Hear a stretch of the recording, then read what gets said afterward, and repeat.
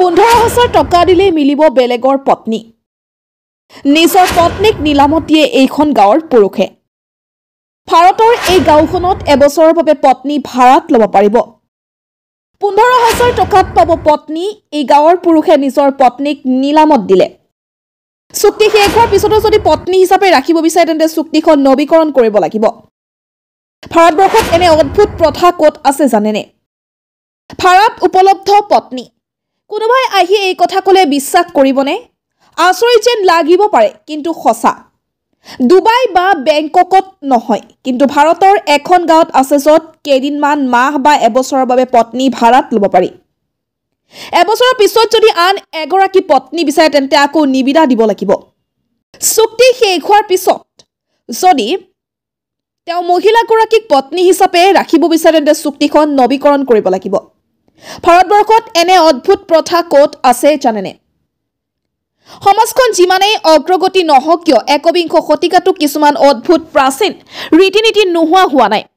এনে প্ৰথা অনুসৰি ভাৰতৰ এখন গাঁৱত আজিও নাৰী নিলাম কৰা হয়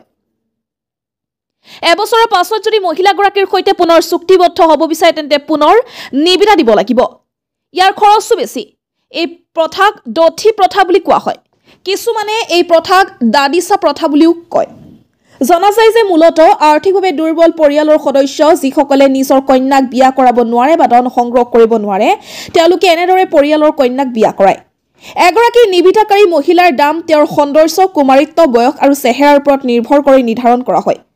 মহিলাৰ বাবে নিবিদা 15,000 টকাৰ পৰা আৰম্ভ হয় 15 লাখ টকালৈকে যাব পাৰে ইয়াৰ পিছত এবছৰৰ চুক্তি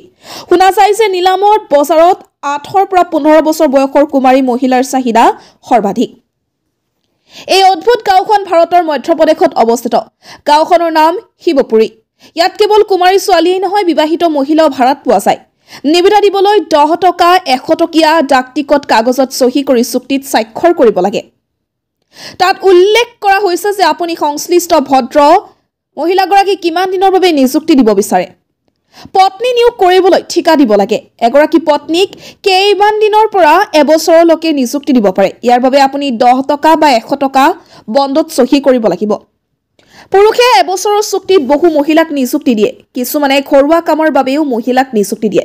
যিসকল পুৰুষে অবিবাহিত নহয় তেওঁলোকে নিজৰ জীৱনত কাৰোবাক পাবলৈ এনেকুৱা চুক্তি কৰে বিয়াৰ পিছত মহিলাসকলে যৌন নিৰ্যাতনকে ধৰি আন বহু সমস্যাৰ সন্মুখীন হয়